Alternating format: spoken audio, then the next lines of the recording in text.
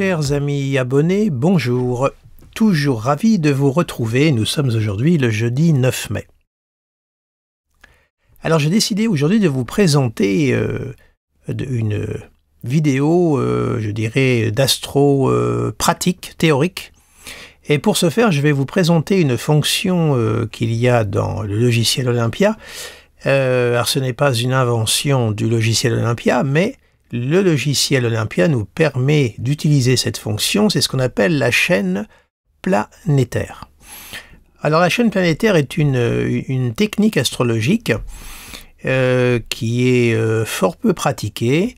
J'ai eu l'occasion de m'entretenir de la chose avec mon confrère et ami Didier Gélin lors d'un entretien qui a été filmé et qui est disponible sur YouTube. Et entre autres, durant nos échanges, nous avions abordé la chaîne planétaire et c'était en rapport avec son thème astrologique.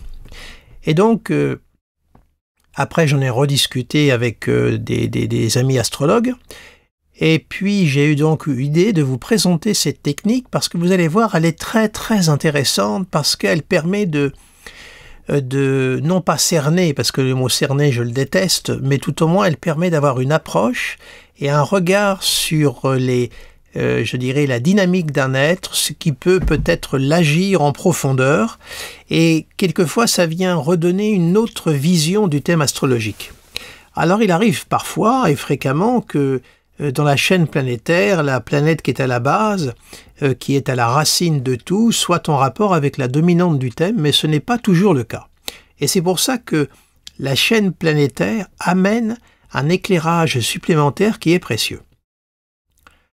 Alors, pour vous montrer et illustrer mon propos, je vais vous présenter toute une galerie de thèmes astrologiques. Et on va commencer, écoutez, par Monsieur Bernard Pivot, puisque j'ai fait son étude de thème il y a peu, et je me suis dit qu'il était bien de continuer à lui rendre un petit hommage. Et on va donc explorer la chaîne planétaire de son thème natal. Alors, pour trouver la chaîne planétaire, pour ceux qui ont évidemment le logiciel Olympia, vous allez dans le petit bureau à droite, là, vous voyez, vous cliquez, et vous arrivez dans la chaîne planétaire. Et voilà ce que vous avez à l'écran.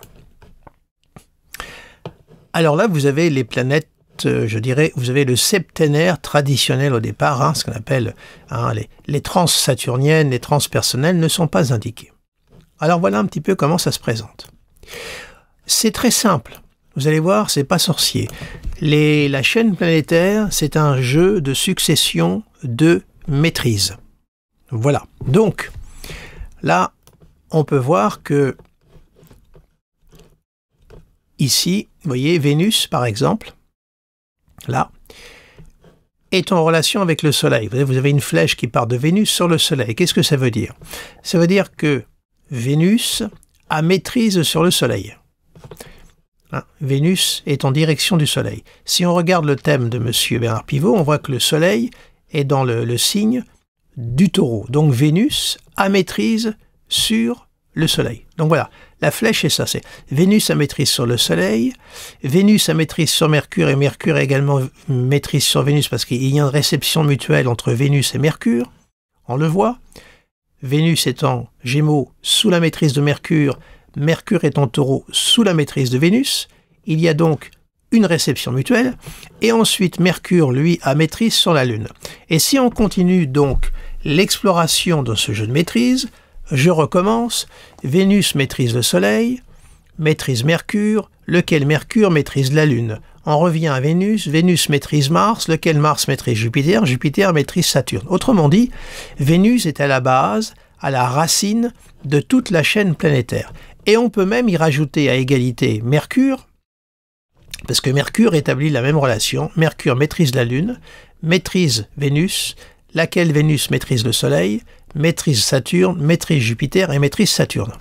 Et quand on voit donc que dans cette chaîne planétaire, Vénus et Mercure, vous voyez, on a le total de jeux d'émissions, de relations, sont à égalité, c'est très représentatif de la personnalité et de la vie de monsieur Bernard Pivot, puisqu'en définitive, il a mis sa vie au service de la pensée, et avec Vénus, il l'a rendu complètement populaire. C'était son côté aussi très social, très Vénus, Mercure, c'est le lien dans tout ce qui peut avoir de bon, de généreux. En plus, il y a la relation avec la Lune. Vous voyez, Mercure fait le lien entre Vénus et la Lune. Donc, on voit que je dirais que la base, le fond de son être, était animé par ça. Vous voyez? Bon. Alors après, vous avez une autre fonction dans la chaîne planétaire, vous avez ce qu'on appelle les doubles maîtrises. Alors, on va voir s'il y en a une là. Non, la chaîne planétaire n'indique pas de double maîtrise. Alors, la double maîtrise,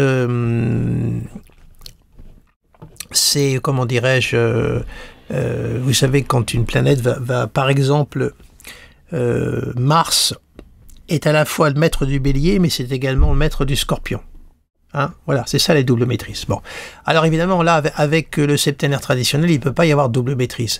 Mais maintenant, on va faire intervenir les transpersonnels. C'est-à-dire, on va installer Uranus, Neptune, Pluton pour voir comment se reconfigure encore le thème. Alors voilà. Donc, alors je vais essayer de vous organiser ça pour que ça soit un peu compréhensible pour vous, parce que c'est vrai que c'est pas évident. Il faut essayer de mettre de l'ordre. Eh bien, écoutez, voilà. Tout est en ordre. Je pense que là, Mercure, Lune, voilà. Donc là, alors là, on peut dire qu'on a toute la chaîne planétaire qui est là, et on s'aperçoit encore, si on met les 10 maîtrises, que, vous voyez, Mercure, Vénus ont un chiffre de 10, donc exercent une relation avec les 10 autres planètes. Donc on revoit encore une persistance de Mercure et de Vénus dans le thème de Monsieur Bernard Pivot. Mercure est ici, vous voyez, à la base, et si vous appliquez la chaîne, Mercure maîtrise Neptune, lequel Neptune maîtrise Saturne. Mercure a maîtrise sur Vénus, laquelle Vénus maîtrise Mars, maîtrise également Mercure par réception mutuelle, Vénus maîtrise le Soleil, Vénus maîtrise Uranus. La chaîne est toujours en mouvement. On revient à la racine. Mercure maîtrise la Lune, laquelle maîtrise Pluton, Pluton maîtrise Jupiter. Voilà exactement la chaîne. Est-ce qu'il y aurait là maintenant une double maîtrise qui pourrait un petit peu redéfinir les choses? Double maîtrise, voyons voir. J'ai pas l'impression qu'il y en ait une. Double maîtrise, non, il n'y a pas. Il n'y a pas. Ça ne change rien. Donc, vous voyez, le côté extrêmement intéressant de la chaîne planétaire. Ça donne un éclairage un peu sur la... Comment pourrais-je vous dire par rapport à... Pour donner une... Vous voyez, Mercure... Vous voyez, Mercure, voilà. Voilà la jonction. Voilà les deux planètes qui distribue l'ensemble de l'interrelation. Si on raisonne, si on part du principe que les planètes émettent des énergies, un champ d'énergie, eh bien les deux planètes qui distribuent les énergies chez Monsieur Bernard Pivot sont Vénus et Mercure. Que l'on reste dans que l'on fasse intervenir les transpersonnels, autrement dit le rapport qu'on peut avoir avec le collectif, ou alors si on en reste à la zone purement septénaire traditionnelle, on voit que Mercure et Vénus sont les deux planètes qui vont distribuer la chaîne planétaire. Voyez. Donc, on peut dire que Monsieur Bernard Pivot a vraiment vécu son thème, et on pourrait dire sa vie de façon pleine et entière. Et après, si on réfère à la dominante, justement. Alors, la dominante d'Olympia donnait une dominante lunaire et vénusienne. Vous voyez, Mercure arrive en 3e place. Moi, mes dominantes personnelles, selon mes calculs, j'avais une dominante vénusienne en premier, et après, la Lune et Mercure arrivaient en 3. Vous voyez, je mettais Vénus en premier, vous voyez, et Mercure arrivait en 3. Voilà, donc ça permet aussi d'affiner le travail de la dominante, ça permet un petit peu quelquefois de réajuster les choses. Voilà. Alors maintenant, je vais vous montrer un autre exemple. Je ne vais pas en rester là, hein. On va continuer. Alors, hop, dégage. Alors, hop, maintenant, on va positionner qui? Bah voilà, j'ai pris Françoise Hardy. Voilà. Alors Françoise Hardy, vous connaissez son thème, 17 janvier 1944 à 21h30. Voilà le thème de Françoise Hardy. Alors si on regarde tout de suite la dominante du thème, par exemple, logiciel Olympia donne Saturne et après le Soleil. Bon, moi, selon mes calculs personnels, je donne Mercure en premier et Saturne en deuxième. Vous voyez, les deux là, hein, ici. Vous voyez, Mercure en vert et Saturne arrive derrière. Alors maintenant, on va voir ce que donne la chaîne planétaire pour Madame Françoise Hardy. Hop, on va distribuer tout ça. Alors, voilà la chaîne planétaire.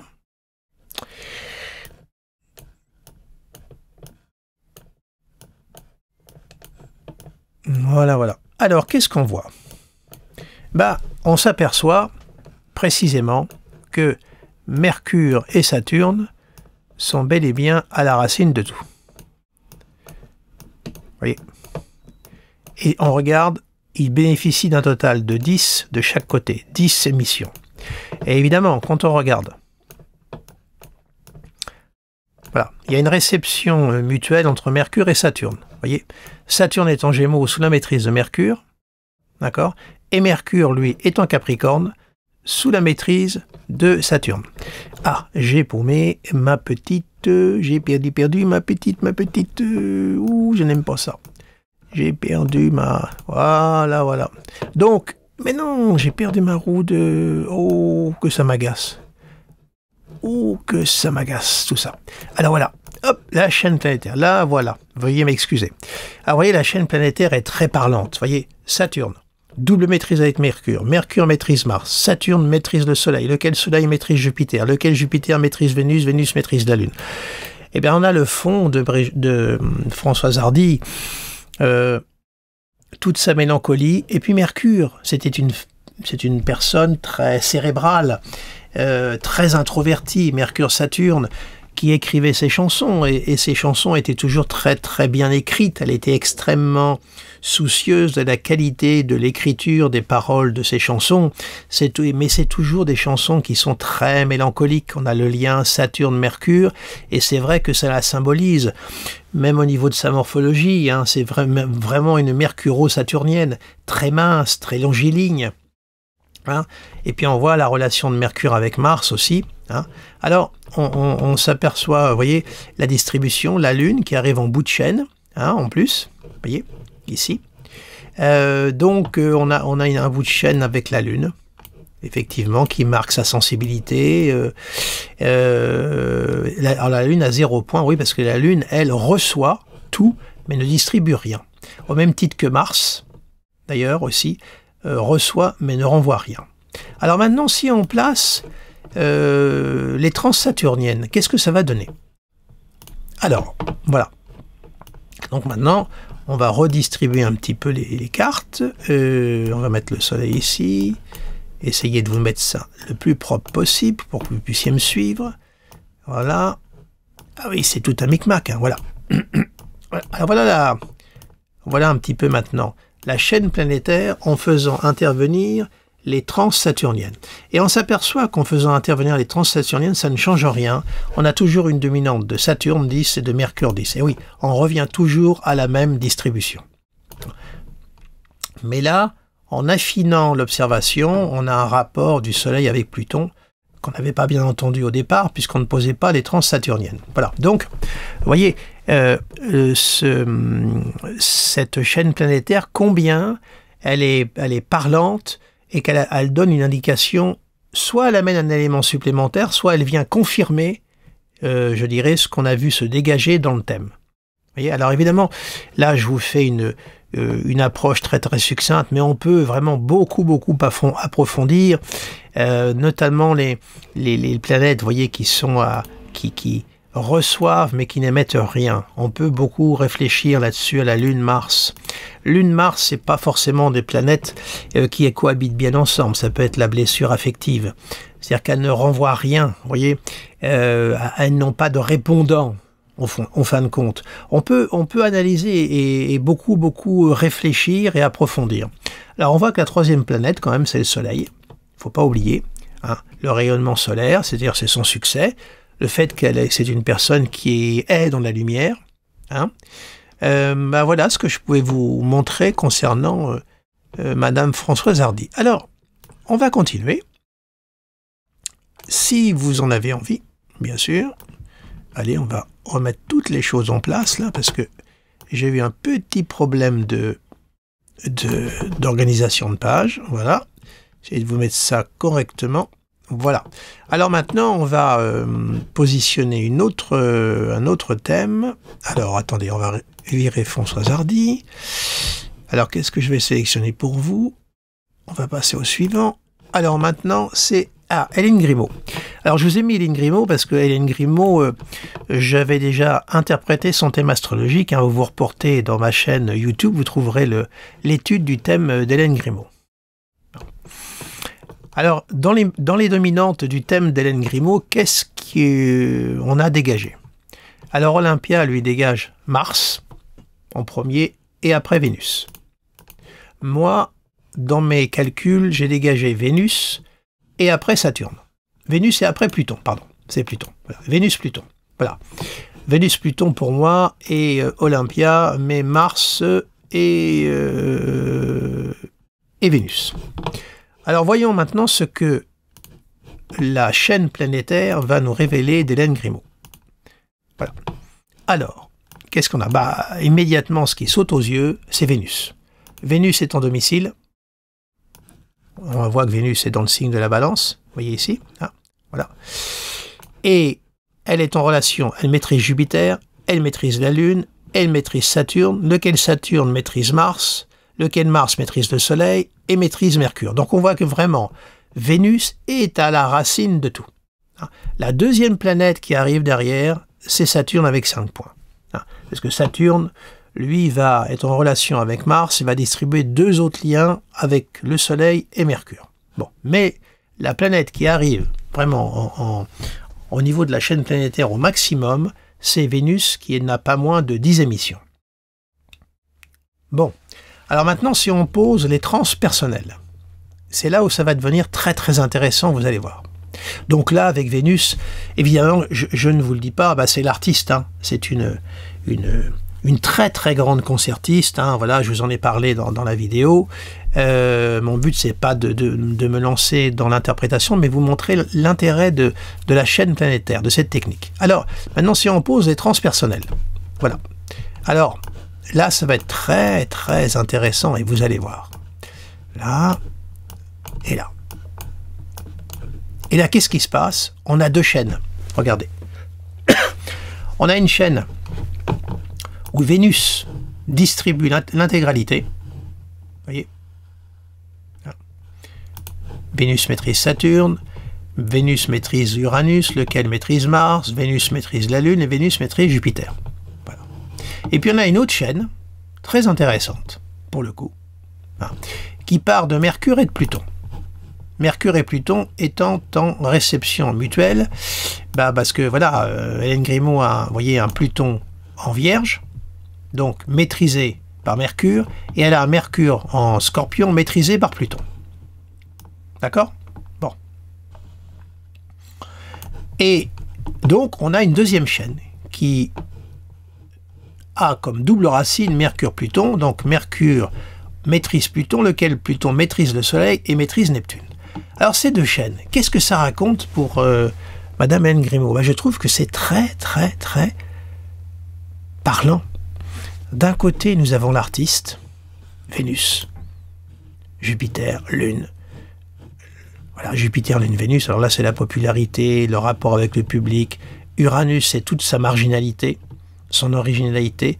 Uranus, Mars, l'énergie dont elle bénéficie, parce que pour être concertiste, il faut avoir quand même une sacrée énergie, c'est pas de tout repos, vous savez, hein. Et puis Saturne, qui est la discipline en rapport avec Vénus. L'autodiscipline et puis les moments de solitude. Son Saturne est très fort dans son thème natal. Regardez, il est au fond du ciel et il maîtrise l'ascendant et également les planètes en balance, car n'oubliez jamais la maîtrise par exaltation de Saturne sur le signe de la balance. Donc Saturne est important, vous voyez, mais dans la chaîne planétaire, il a quand même 5 points. Hein, 5 points d'émission, ce qui est quand même pas rien. Il arrive en 2e position, vous voyez, dans le septenaire. Mais après, quand on fait intervenir les trans saturniennes, on voit que Vénus est toujours dominante, vous voyez, avec 6 points, et on a tout de suite après Pluton. Et je trouve que ça la symbolise très bien. L'artiste, et puis après là, cette deuxième chaîne, qu'est-ce que c'est? Eh bien, c'est son engagement pour l'écologie, hein, elle a des engagements hein, pour l'écologie, et puis sa préservation des loups. Le loup, c'est Pluton, la lycanthropie, vous voyez, et on voit les deux racines qu'elle a dans son thème astrologique. L'artiste, et après la militante, nous allons dire. Hein, mais la militante pour la belle écologie, hein, et son côté également très humaniste, et puis Pluton, sa préservation des loups. Vous voyez comment ça parle, hein, c'est absolument étonnant. Hein. Vous voyez, alors évidemment, ça demande du temps, ça demande de la réflexion, mais ça apporte vraiment quelque chose. Alors si on fait intervenir les doubles maîtrises, on va voir parce que Mars va jouer un rôle là. Parce que Mars, il est important dans la double maîtrise, normalement. Parce qu'il maîtrise également le Scorpion, puisqu'elle est née sous le signe du Scorpion. On va voir si ça change quelque chose. Ouh là là, je vais avoir du mal à vous mettre de l'ordre dans tout ça. Ça va être compliqué, on va voir. De manière à vous rendre ça à peu près... Alors... Oui, on va y arriver avec un petit peu d'effort, un petit peu d'organisation, et puis voilà, regarde là, on a pratiquement une chaîne complète, vous voyez, là, ça y est, la chaîne n'est plus rompue. Dès lors qu'on a fait intervenir la double maîtrise par Mars, puisque Mars, évidemment, il a également maîtrise sur le signe du Scorpion, donc Mars maîtrise le Soleil, vous voyez. Donc là, on se retrouve donc à avoir Vénus toujours en position de force, vous voyez, hein, et Pluton qui arrive en deuxième position. Vous voyez. Voilà ce que je pouvais vous montrer sur le thème d'Hélène Grimaud. Vous voyez, c'est très très très intéressant, je trouve. Alors vous savez, pour ceux, si vous n'avez pas le logiciel Olympia, c'est une technique de maîtrise. Hein. Et en plus, ça va être un très bon entraînement pour vous familiariser au jeu des maîtrises. Vous partez par exemple de Vénus. Alors, elle est en domicile. Vénus a maîtrise sur Jupiter, sur la Lune et sur Uranus. Et ensuite, vous repartez, vous dites donc, mais Vénus a quand même 3 maîtrises. Bon. Et puis également, elle maîtrise Saturne, hein, qui est au fond du ciel. Vous voyez. Ensuite, vous repartez de Jupiter qui est sous la maîtrise de Vénus. Qu'est-ce que Jupiter maîtrise dans son thème? Ben, il ne maîtrise rien, puisque le Sagittaire et le Poisson sont vides. La Lune, elle, qui est en Balance, donc sous la maîtrise de Vénus, qu'est-ce qu'elle a sous son contrôle? Eh bien, elle n'a rien, hormis si on faisait jouer les exaltations Saturne. Mais là, on ne fait pas intervenir les maîtrises par exaltation, hein, uniquement les doubles maîtrises. Bon, ben, la Lune ne maîtrise rien. D'accord? Uranus, lui, sous la maîtrise de Vénus, mais Uranus, il maîtrise Mars. Hein? Et Mars, lui, si on fait intervenir les doubles maîtrises, Mars est maître du Soleil, de Mercure et de Pluton, qui est en Scorpion. D'accord? Et vous faites jouer les jeux, et vous notez comme ça, c'est-à-dire vous dessinez les planètes, et vous faites les flèches, telles qu'elles apparaissent sur mon écran de logiciel. Ça va être un très bon exercice pour vous familiariser à la technique des maîtrises. Vous verrez, c'est très très facile à monter.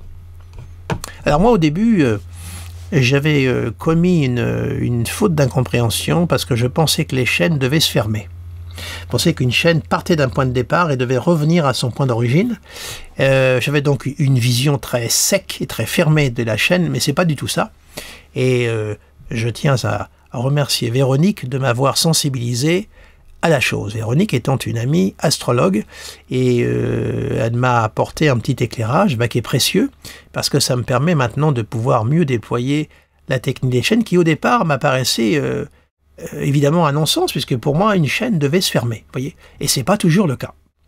Alors voilà ce que je pouvais vous dire pour Hélène Grimaud. Alors maintenant on va passer à quelqu'un d'autre. Ah oui, vous n'êtes pas sorti de l'auberge, hein? Oh là là, il y en a beaucoup encore. Bon, écoutez, je vais quand même pas aller très vite. Alors Arthur Rimbaud, bah oui, vous ne pouviez pas échapper à Arthur, hein. Bah oui, qu'est-ce que vous voulez, hein? Bah oui, c'est ça, hein. C'est moi qui mène la danse, hein. Alors il faut bien que je me fasse plaisir. Alors Arthur, qu'est-ce qu'il a en dominante? Bah Arthur, dominante Olympia, c'est Vénus, hein. C'est clair, net et précis. Ma dominante personnelle, c'est également Vénus. Bon, maintenant voyons la chaîne, ce qu'elle nous donne. chaîne planétaire. Alors intéressant. Ce cher Arthur, évidemment, il ne peut pas faire comme tout le monde, il a deux chaînes. Il a une première chaîne avec Vénus qui maîtrise sur la Lune et qui maîtrise le Soleil. Et une deuxième chaîne qui est pour le coup est fermée. Regardez, on a une chaîne complète fermée. Et vous voyez, Saturne, Jupiter, Mars, Vénus, Mercure sont à égalité. 5 points. Vous voyez, double chaîne. Alors qu'est-ce qu'on pourrait dire au départ? Ben, là on a le poète. La Soleil, Lune, Vénus, total, le poète total. Puis après, on a sa deuxième partie de vie là. Soleil, Saturne, Jupiter, Mars, son deuxième partie de vie où il y a la rupture avec la littérature, Mercure, Mars, Saturne, où il arrête d'écrire, il rompt définitivement sa carrière pour partir à l'aventure, Jupiter. Voilà un petit peu comment, pour moi, ça m'apparaît. Ça me saute aux yeux. Si on fait intervenir la double maîtrise, là, il va peut-être y avoir un changement. Parce que je crois qu'il y a du Scorpion quelque part. Attendez, on va voir. Non, même pas. Vous voyez, j'ai commetté une erreur. Alors maintenant, on va faire intervenir les transpersonnels. Vous allez voir comment ça va redistribuer la vision de Rimbaud. Alors, on voit une Vénus, là, qui n'est pas forcément dominante parce qu'elle se partage, je dirais, la vedette avec quand même 4 autres planètes. Hein. Mais voyez comment la distribution des chaînes est parlante quand même. Hein. Bon. Alors maintenant, on va passer au transpersonnel. Vous allez voir, là, c'est extraordinaire. Alors, voyez bien. Alors, Vénus, alors, là, les planètes, vous avez un double cercle, c'est que la planète est en domicile. Il a une Vénus en balance. Hein. Regardez. Elle est ici. Bon. Chaîne planétaire. Pluton. Neptune. Comment on va faire ça? Ben voilà. À peu près, je vais essayer de vous faire ça propre. Là, là et là. Comme ça. Voilà. Voilà. À peu près correct comme ça. Bon. Et alors, qu'est-ce qu'on voit? Alors, Vénus est toujours dominante. Là, il n'y a pas de problème, c'est toujours la racine. Je n'aurais pas à vous dire dominante parce que ça peut créer une confusion. Vénus est la racine, est à la base. Bon. Et puis après, qu'est-ce qu'on voit arriver? Pluton, qui est ici. Pluton va être le deuxième distributeur d'énergie. Et c'est très parlant. Vénus, Pluton. La saison en enfer. Son recueil de poèmes, Une saison en enfer. Et on voit le lien entre Vénus et Pluton. Si on coupe la racine de Vénus, on coupe la racine du Soleil, on coupe la racine de la Lune et on coupe la racine d'Uranus. Et on va directement à Pluton, qui a maîtrise sur Mercure, Mercure maîtrise sur Saturne, Jupiter, Mars. Neptune, lui, étant complètement tout seul, mais Neptune est quand même en domicile, il est en Poisson, donc il est fort. Bon. On a un Neptune qui est voyageur, qui est libre, là aussi. Il sera intéressant de faire un grand travail de réflexion sur les planètes qui sont seules dans la, je dirais, la distribution de cette chaîne planétaire. On a un Neptune qui est libre. Voilà. Donc l'imaginaire, l'inspiration, tout ça, on peut penser qu'il n'y a pas d'entrave. C'est libre, complètement autonome, mais comment considérer ça? Pour Rimbaud, on peut partir le côté du voyageur, hein, de celui qui a exploré la Terre entière. Il n'y a pas d'entrave, il n'y a pas de soutien. Donc, obligé de puiser, mais en même temps, ce Neptune est en domicile. Mais là, vous voyez comme c'est parlant. C'est Soleil, Pluton. Là, c'est très révélateur du destin d'Arthur Rimbaud. Très révélateur. On a la chaîne. Pluton, si vous voulez, est à l'intersection après de tout. Vous voyez? C'est lui qui va créer la suite de l'histoire d'Arthur Rimbaud. Sa première partie, l'écriture, la poésie, Soleil, Vénus, Lune, Uranus. Uranus, bah, c'est toute l'originalité d'Arthur Rimbaud, bien sûr. Il y a une poésie avant et après Arthur Rimbaud. Et puis après, si on fait sauter cette branche-là, on arrive à Pluton. L'autre partie de la vie d'Arthur Rimbaud qui a été un calvaire. Voilà. Vous voyez comme c'est intéressant hein, de regarder tout ça. Hein. Et là, la double maîtrise, qu'est-ce que ça donnerait? Oui, parce que là, la double maîtrise va être très intéressante, vous allez voir. Avec Mars. Vous allez voir. Et là, on va avoir une chaîne qui va être complètement fermée, complète. Regardez bien. Tout à l'heure, je vous parlais d'Uranus et de Neptune, pardon.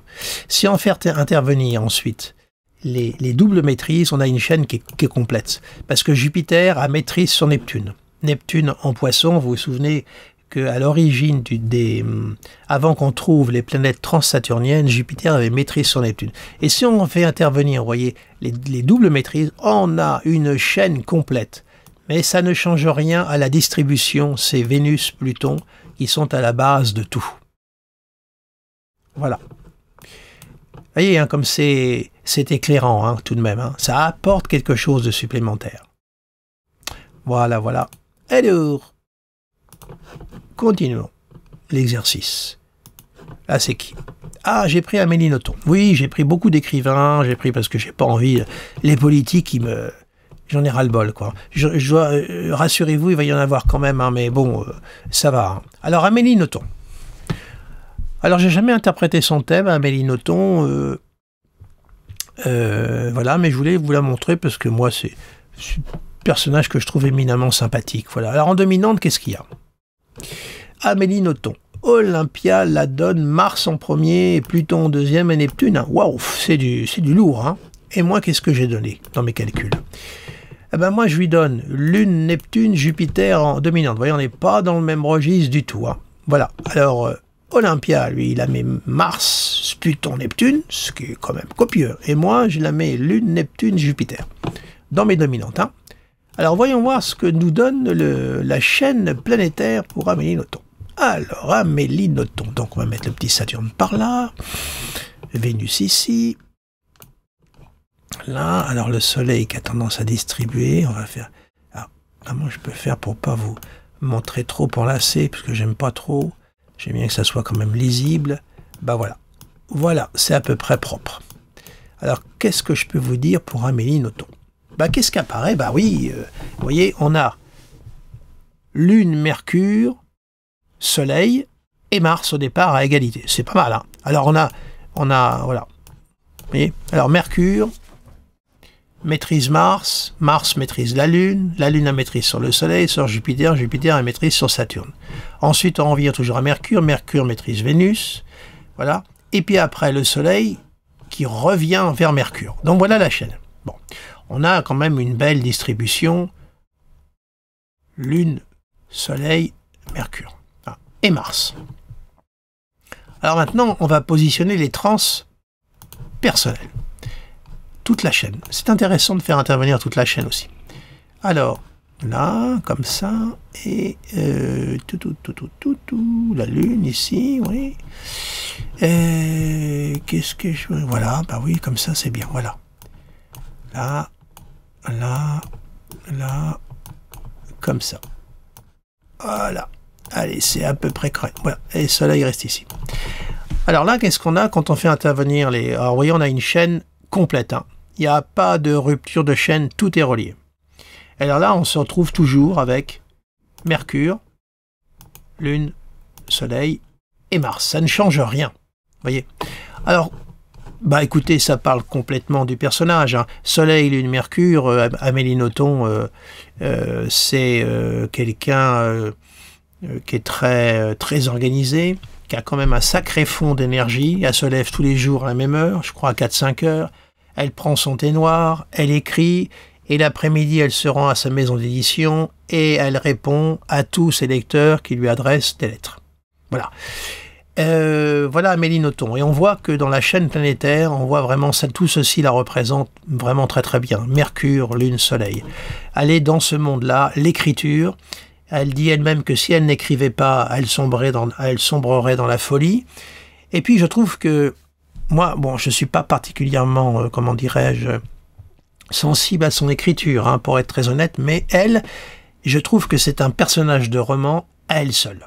Elle a quelque chose de singulier, quelque chose, elle ne se prend pas au sérieux, elle ne prétend pas faire de la littérature, elle est très très lucide. Et je trouve que elle, ce qu'elle représente, c'est un personnage de roman. Et on voit là Mercure, Lune, Soleil, bah oui, c'est bien elle. Et quand on regarde son thème, vous voyez, on a une conjonction Soleil-Jupiter exaltée en Cancer. voyez, Jupiter, quel maître d'ascendant, est conjoint en valeur du Soleil. On a une Vénus en Gémeaux, un Mars en Gémeaux. Vous voyez. Bon, alors après, je vais pas rentrer dans l'interprétation de son thème, hein, c'est pas l'objectif, parce que là, cette Vénus, là, au carré de Uranus-Pluton, et cette Lune conjointe à Saturne en Bélier, parle son histoire personnelle, ce qui lui est arrivé, hein, et qu'elle a révélé dans un de ses romans. Mais c'est pas l'objectif de mon travail. Voilà pour le thème d'Amélie Nothomb. Ensuite, ça va être une vidéo un peu longue, hein, je vous prie de m'en excuser, hein, mais je vais aller jusqu'au bout. Hein. Après tout, là, ah bah voilà, Jean-Luc Mélenchon, un politique. Alors, Jean-Luc Mélenchon, allons-y, qu'est-ce que ça nous donne en dominante? Alors la dominante Olympia donne Mercure et Vénus en premier. Moi, qu'est-ce que je donne? Je lui donne Mercure et Vénus également. Bon, bah on est d'accord. Alors voyons voir ce que la chaîne planétaire va nous donner de Mélenchon, monsieur Jean-Luc Mélenchon. Qu'est-ce que la chaîne? Alors il y a deux chaînes, intéressant. Vous avez vu? Soleil est en demi-signe, c'est un soleil lion. Regardez les deux chaînes, pas mal. Soleil maîtrise Mars, Mars maîtrise Jupiter, maîtrise la Lune. Là on a le tribun. Soleil, Mars, Jupiter, alors là, rapport avec le... regardez, on a le tribun, l'autorité, la force, et là, à côté, Mercure, Vénus, Saturne. C'est tout le côté très cultivé de l'homme, hein, étude de philosophie, il a une très bonne connaissance de l'histoire. Ça nous rattache à Saturne. Vous voyez, Mercure, Vénus, est en relation avec Saturne. Puis là, on a l'ego du personnage, sa combativité, son autorité, et la Lune, ce côté rapport avec le peuple. Vous voyez, on a là vraiment une chaîne planétaire qui parle très très bien de Jean-Luc Mélenchon. Alors, la planète dans l'ensemble qui l'emporte, c'est le Soleil, qui totalise 6 points. Alors maintenant, on va... Est-ce qu'il y aurait une double maîtrise? Je ne crois pas avec Jean-Luc Mélenchon. Hein. Non, il n'y en a pas. Bon. Alors maintenant, on va passer aux transpersonnelles, ou transsaturniennes. Qu'est-ce que ça donne? Alors...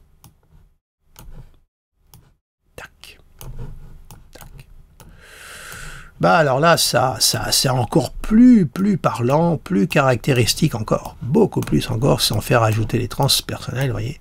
Regardez du côté du Soleil. Donc de l'ego, on a un Soleil en rapport avec Pluton, avec Mars, lequel Mars est en rapport avec Jupiter. Alors là, on est dans le rapport total du pouvoir. Alors là, c'est Soleil, Jupiter, Mars, Soleil, Pluton, Mars, Jupiter, ça c'est lui, ça. L'autorité, le côté très frondeur, très agressif, Soleil, Pluton, Jupiter, c'est le pouvoir. Un pouvoir, attention, hein. Ça rigole pas là, hein. C'est pas... c'est du radicalisme, hein, tout ça. Et puis de l'autre côté, on a une autre chaîne, voilà.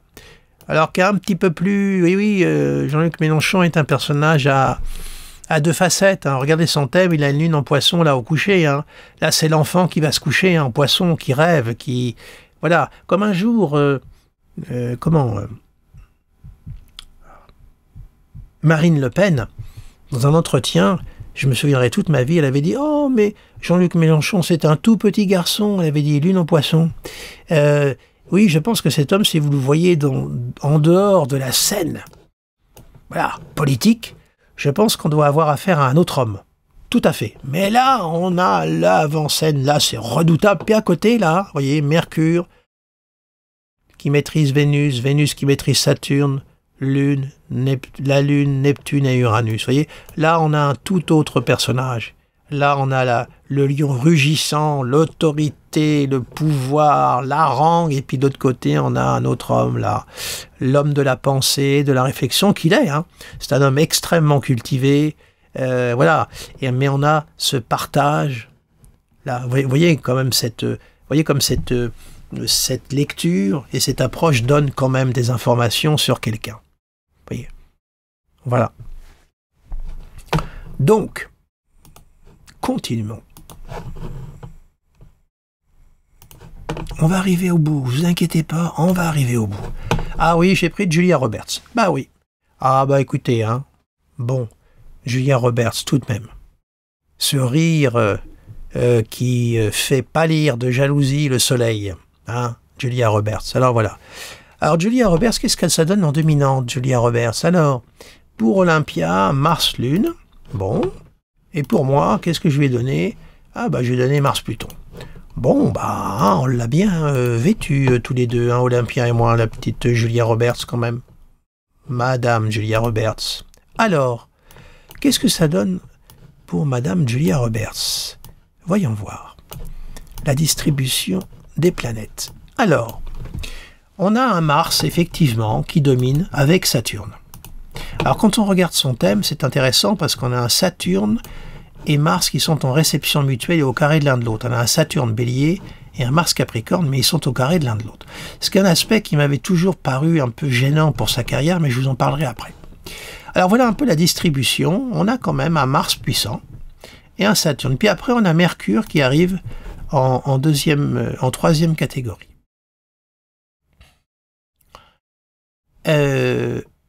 Double maîtrise, ça doit jouer là. Oui, oui, parce que comme elle est Scorpion, voilà, on a un Mars qui est également, on a la double maîtrise avec Saturne que je n'avais pas indiqué tout à l'heure. Voilà. Alors maintenant, on va...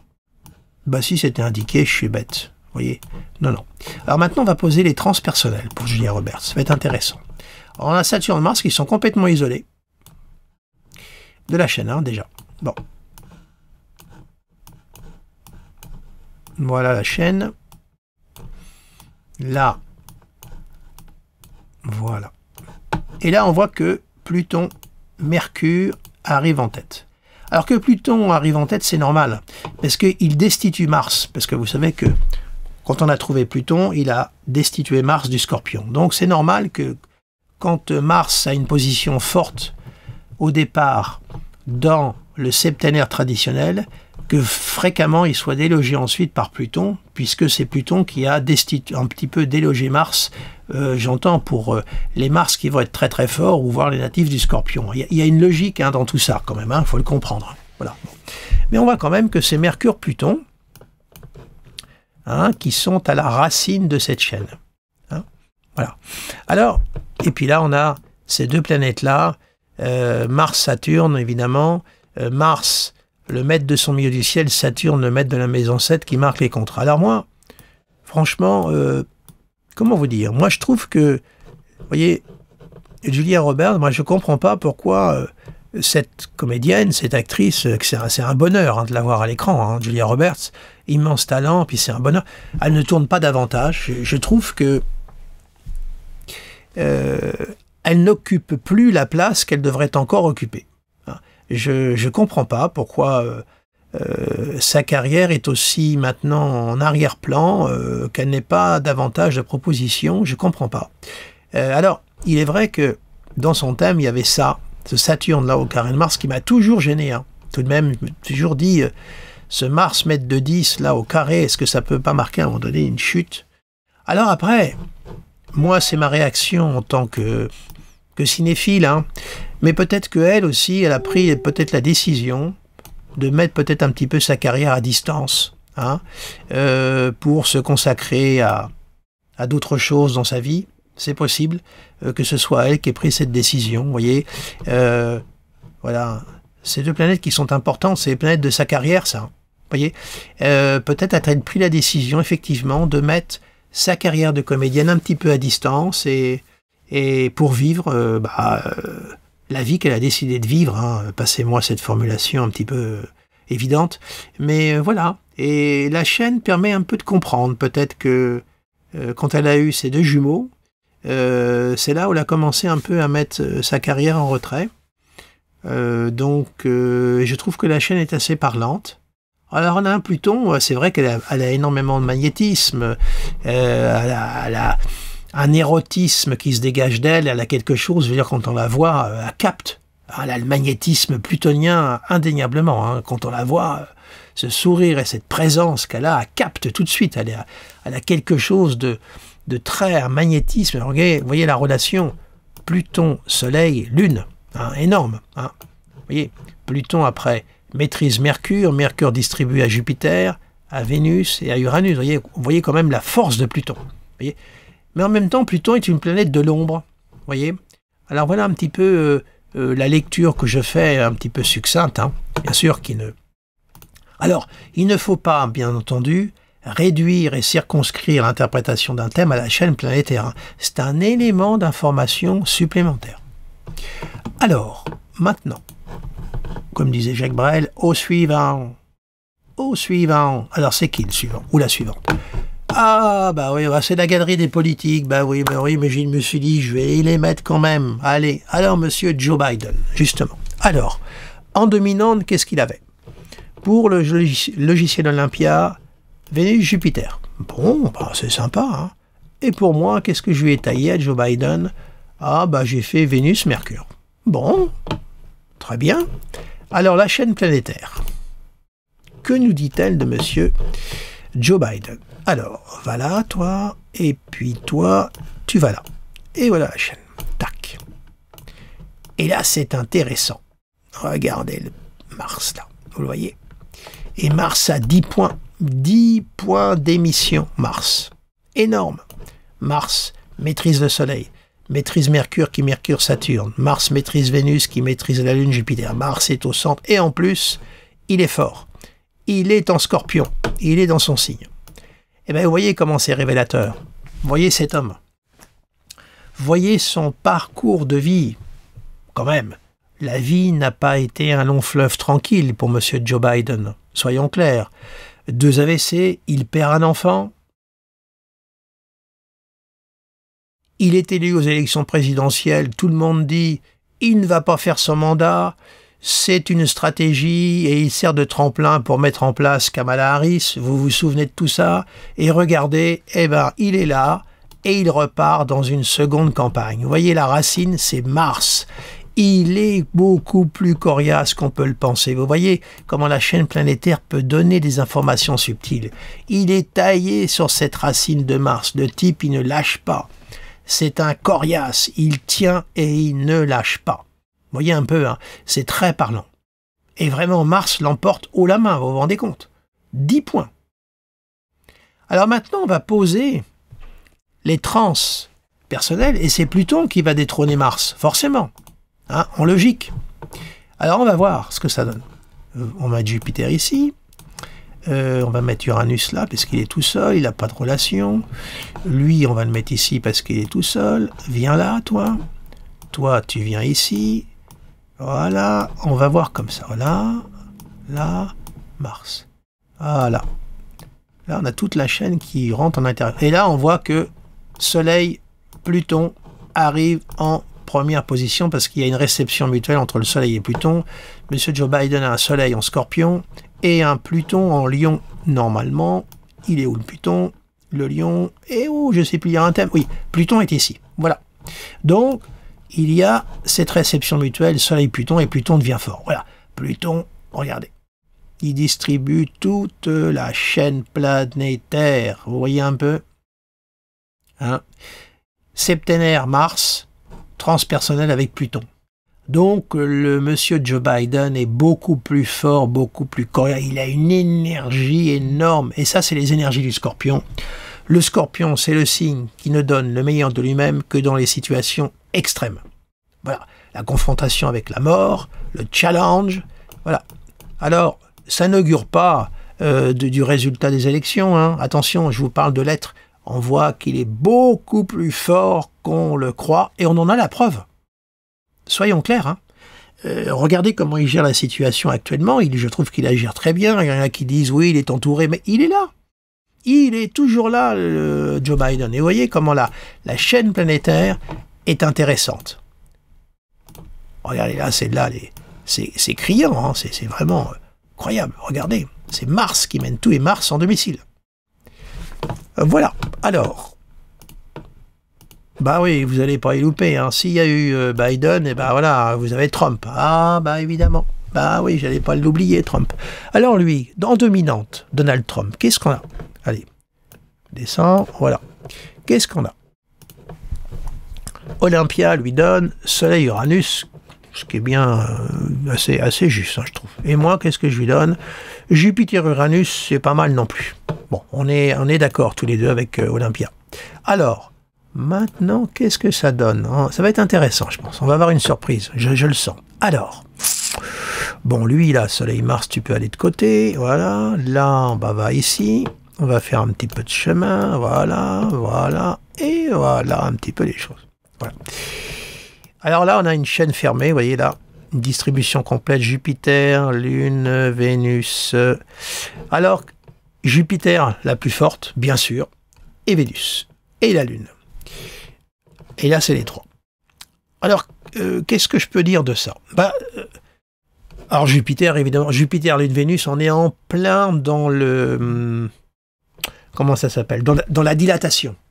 Hein. Vénus est une planète humide, Jupiter est une planète d'amplitude, et puis la Lune, c'est aussi une planète tout en rondeur. Donc on a tout le personnage là, tout en démonstration, en extraversion, en amplification. L'homme de médias, l'homme de show, Jupiter, Lune, Vénus, hein, c'est un homme qui connaît les médias, et il joue avec. Hein. On a un soleil en domicile, on a un soleil lion, l'ego est très fort, mais on a là la chaîne fermée est très parlante de l'homme. Ensuite, on a un soleil qui est là, en relation avec Mars. Hein. Donc soleil, maîtrise de Mars, on a tout le côté frondeur, extrêmement combatif, coriace du personnage. La Lune, elle, qui est maîtrise Mercure, qui maîtrise Saturne. Hein. Donc là, évidemment, ça peut davantage parler après. Je dirais que il faut surtout pas, quand on regarde une chaîne planétaire, rentrer dans du prévisionnel. Hein. Il faut rester dans la lecture vraiment de l'être, donc la lecture psychologique, hein, vraiment. Donc là, c'est très très parlant de voir l'homme de show là, qui est très la rangueur, c'est la rangueur, voyez. Et si on fait intervenir les transpersonnels, maintenant, on va voir ce que ça donne. Alors, est-ce que ça nous réserve quelque chose d'inattendu? Alors viens là, toi, Vénus, voilà, ok. Est-ce que je peux aller par là? Jupiter ici, la Lune, compliqué. Compliqué, oui, tenez, voilà, comme ça, c'est très bien. Voilà, il n'y a pas trop de chevauchement, voilà. Alors, qu'est-ce que ça donne, tout ça? On a un Jupiter qui arrive en domination, avec Vénus et la Lune. On retrouve là les trois, mais qui sont complètement reliés à la chaîne, pour le coup. Là, vous voyez. Là, les trois, au départ, qui étaient un peu isolés, se retrouvent reliés à la chaîne des planètes collectives. Voyez.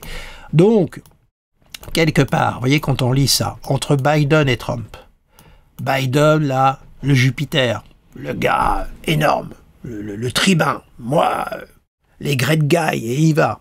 Oui, c'est Jupiter, avec la Lune, le peuple, l'impact qu'il a. Bon. Mais en réalité, Joe Biden est infiniment plus coriace. On n'a pas le côté infatué, hypertrophié du moi de Jupiter avec de Trump. C'est un personnage qui est un petit peu plus resserré. Hein.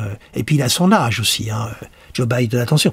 Mais en définitive, eh ben, il apparaît qu'au fond, Joe Biden est beaucoup plus coriace que Trump, au fond. Voilà. C'est un... Excusez-moi, hein, là, c'est le bonimenteur de Barack Foren, là. Jupiter, Lune, Vénus, ça marche pas. C'est pas du tout une attaque contre Trump, mais c'est pour vous donner l'image. Voilà, c'est un gars, il harangue les foules, il est là, il provoque. Voilà. C'est un homme de médias au départ. Hein, et d'ailleurs, il a créé sa propre chaîne de télé. Voilà, on voit vraiment l'homme de médias. Voyez. Et Biden est beaucoup plus coriace, beaucoup plus... je trouve que Biden est beaucoup plus dangereux, redoutable que Trump. Voilà, pour tout vous dire, même si... là, on a quelqu'un qui n'a pas toujours conscience, si vous voulez, de ce qu'il fait. Voilà, Mercure-Uranus, voyez, avec le Soleil. Mercure maîtrise le Soleil, Mercure-Uranus, on a quelqu'un qui déborde, qui répond à l'impulsivité. Mercure, Soleil, Uranus, voyez, et qui n'est pas toujours conscient des conséquences, à mon avis, de ce que ses propos vont entraîner. Voilà. Alors après. Oh, c'est l'avant-dernier, vous voyez, voilà. Ah, Brigitte Bardot, quand même, on termine quand même avec un peu plus de beauté et d'élégance, et voilà, bon. Brigitte Bardot. Alors, Brigitte Bardot, à mon avis, je pense que ça soit... alors, Olympia, qu'est-ce qui lui dégage? Jupiter, Mercure. Vénus, elle arrive en 3e place. Alors, ensuite, moi, qu'est-ce que je lui ai donné à Brigitte Bardot? Mercure et Vénus quand même en deuxième place. Alors voyons voir, en dominante, voyons voir ce que la chaîne planétaire nous révèle de Brigitte Bardot. Alors, Brigitte Bardot, Saturne tout seul, tiens c'est intéressant, Saturne est seul. Voilà la chaîne. Belle chaîne, voilà. Bon, on voit Vénus et Mercure. Bah oui, c'est les deux dominantes que je vais dégager. Hein. Vénus-Mercure qui arrivent à égalité, hein, qui distribuent tous les deux la chaîne, hein, parce qu'il y a une réception mutuelle entre Vénus et Mercure dans son thème. Brigitte Bardot a une Vénus en Vierge et un Mercure en Balance. Vous voyez, il y a une réception mutuelle entre les deux. Voilà. Et ce sont les deux planètes qui vont distribuer l'ensemble. Un Saturne en domicile,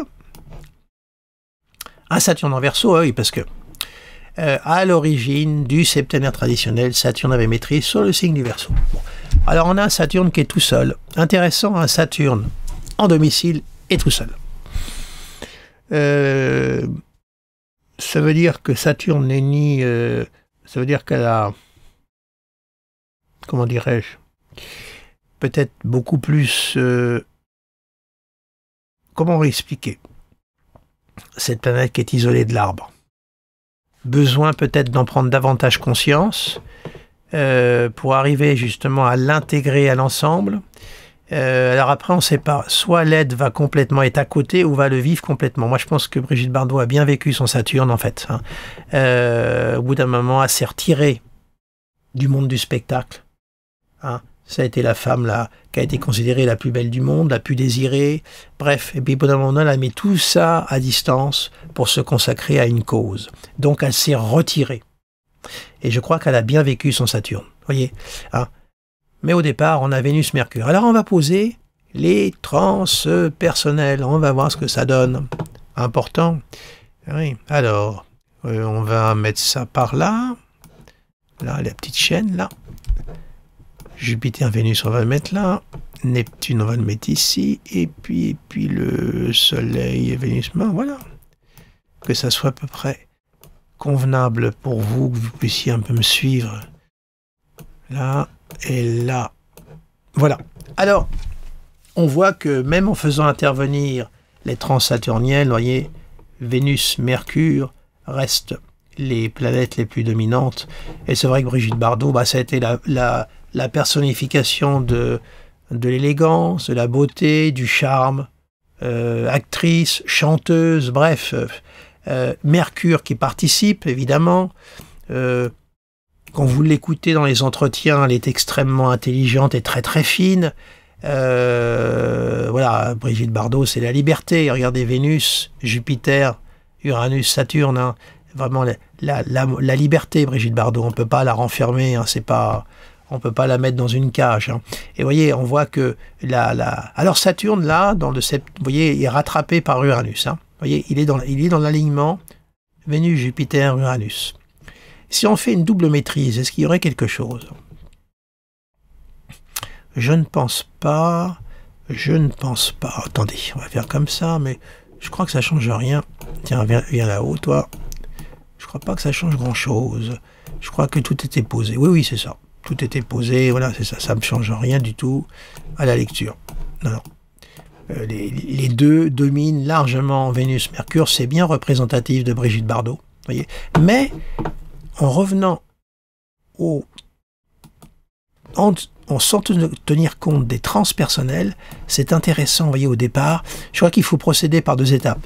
Interpréter les planètes du septénaire et après positionner les transpersonnels. Et vous voyez, Saturne est très parlant quand même de sa vie également. Et il n'est pas rattaché à l'ensemble. Et enfin, on va conclure par qui? Par Françoise Sagan. Ah oui, Françoise Sagan, parce que moi j'aime bien Françoise Sagan. Françoise Sagan est vraiment une personne que j'aurais aimé connaître et rencontrer. Mais vraiment, je pense que ça devait être une personne qu'on pouvait aller trouver, lui dire ce qu'on avait à lui dire, et je pense que c'était quelqu'un qui devait être très à l'écoute, qui ne devait pas avoir de jugement. Enfin, je veux dire, il y a quelque chose chez Sagan, moi, qui me séduit au plus haut point, et c'est vraiment une femme que j'aurais aimé connaître. Vraiment, je crois que oui, on pouvait aller la voir et se déboutonner, vous voyez, et lui parler librement. Et je pense que elle était capable d'écouter et d'apporter la parole qu'il fallait, quoi. Il y a vraiment quelque chose. Bon, après sa carrière d'écrivaine, hein, c'est incroyable la vie de Françoise Sagan. Cela étant dit, sa fin de vie aussi a été terrible. Hein. Ouais. Alors, voyons voir. Qu'est-ce que ça donne pour Françoise Sagan au niveau des dominantes? Alors, Olympia, lui, donne Mercure. Bah oui, hein. C'est vrai que c'est normal. Hein. Et moi, qu'est-ce que je lui ai donné? Ouais, Mercure et après Neptune et le Soleil. Oui, en Neptune, on comprend pourquoi. Hein. Malheureusement, elle s'est perdue dans les paradis artificiels, l'alcool, la drogue. Ouais. Alors, enfin, c'est pas que ça, hein, Françoise Sagan. Hein. Alors, voilà. La chaîne planétaire de Françoise Sagan, bah, c'est faite toute seule. Ah oui, hein. Elle est sympa, hein, Françoise Sagan, vous voyez. Hein. Pas besoin de beaucoup bosser. Hein. Ah bah alors on a Mercure qui domine. Mais évidemment, il est en domicile. Regardez, il prend 10 points. Arrive derrière Vénus. Oui, c'est ça. C'est bien elle. Hein. Ouais. Et puis après le Soleil. Non, le Soleil arrive en deuxième, pardon. Oui, là. Et puis après c'est Vénus. Bah oui, c'est tout elle, ça. Hein. Mercure qui est à la base de l'arbre, hein, de la chaîne. Bah oui, c'est elle. Hein. C'est tout à fait elle. Ouais. Très parlant. Relation directe avec le Soleil, Vénus. Vous voyez, c'est intéressant le jeu de maîtrise. Hein. Oui. Alors, voyons voir les transpersonnels, qu'est-ce que ça donne pour Françoise Sagan quand même. Alors, Jupiter, Mars, viens là, toi. Ah, comment je vais organiser ça? Comment je vais organiser ça? Voilà, comme ça. Ah, pas facile, hein. Pas facile du tout. Comme ça, peut-être là et là. Voilà. Essayez quand même que ce soit lisible pour vous. Ah oui, elle veut me donner du fil à retordre pour faire les transpersonnels. Françoise Sagan, elle a bien raison. Tiens, tu vas aller au centre, toi, là. Voilà, oh, mais je vais y arriver. Je vais y arriver. Non, mais qui c'est qui commande à la baraque, nom de Dieu? Hein? Alors, voilà. Pardonnerez mes petits soliloques, mais c'est pour meubler un peu les petits moments. Alors voilà. Voilà l'arbre, la chaîne planétaire de Françoise Sagan. Voilà, voilà. Ben, vous voyez, hein, Mercure domine de ses plans, hein, et le Soleil. Ouais. Et Neptune qui arrive là. Non, Neptune. Alors Neptune, il arrive en deuxième, vous voyez. Alors regardez. Mercure, Neptune et le Soleil. Bah, c'est tout Françoise Sagan. Bah oui. L'écrivain, son rayonnement, sa réussite. Hein.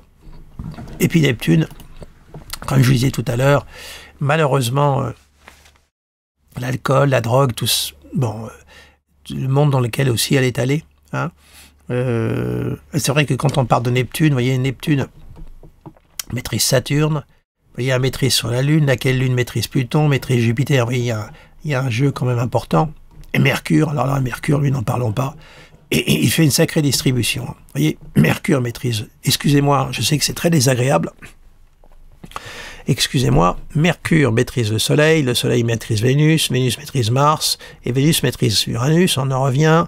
Mercure maîtrise Neptune, Neptune qui maîtrise Saturne, Neptune qui maîtrise la Lune, Pluton, Jupiter. Vous voyez, Mercure vraiment distribue tout le thème. Hein. Voilà. Donc, vous voyez, cet outil, la chaîne planétaire, donne quand même des informations qui sont précieuses. Alors, quelquefois, ça vient, comment dirais-je, confirmer, puis quelquefois, ça apporte un élément supplémentaire. Vous voyez, j'avais regardé, par exemple, le thème de Jean d'Ormesson, je ne vous l'ai pas sorti. Et ben, Jean d'Ormesson, on pourrait s'attendre à Mercure, et ben, c'est Jupiter-Mars, qui est dans la racine. Bah oui, Jupiter, le côté un peu... oui, je ne sais pas si vous avez écouté hier soir l'hommage qui a été rendu à Bernard Pivot dans la grande librairie. Je me souviens plus qui l'a dit qu'à ses débuts, c'était un petit con prétentieux, Jean d'Ormesson, je ne sais plus qui a dit ça. Christine Angot n'a fait que surenchérir en disant qu'il l'avait tout le temps été. Bref, et il a Jupiter-Mars. C'est les planètes de la racine de son thème. Donc, ça permet alors je dis pas que je partage les propos qui ont été tenus, hein, mais j'ai été surpris en regardant la chaîne planétaire de de Jean d'Ormesson de trouver Jupiter-Mars. Voilà, ça m'a amené donc à m'interroger. Donc, écoutez, je vais arrêter ici mon bavardage, on va conclure avec Françoise Sagan. Écoutez, j'espère que cette découverte vous aura intéressé. Alors vous pouvez le faire vous-même, hein, vous tracez les glyphes sur une feuille de papier, puis vous mettez les flèches au niveau des maîtrises. Et puis après, vous faites le recensement. C'est très simple, hein, vraiment. Voilà, écoutez, je vous laisse le soin de votre côté de réfléchir, de vous exercer à cette chaîne planétaire, mais je pense quand même que vous avez pu constater que c'est quand même extrêmement intéressant et c'est encore un éclairage précieux. Voilà, eh bien écoutez, je vous remercie de votre attention, de votre fidélité. N'hésitez pas à partager cette planète si vous en avez envie. Mettez-moi un petit pouce si vous avez aimé. Voilà, de temps en temps, revenir à l'astrologie astrologique, c'est important. L'astrologie, en fin de compte, n'est pas fait pour commenter l'actualité. Vous savez, c'est un outil de connaissance de soi avant tout. Il ne faut pas que ça devienne un outil de propagande. Voilà. Eh bien, écoutez, je vous dis à très très bientôt et passez une belle journée de l'Assomption. Au revoir.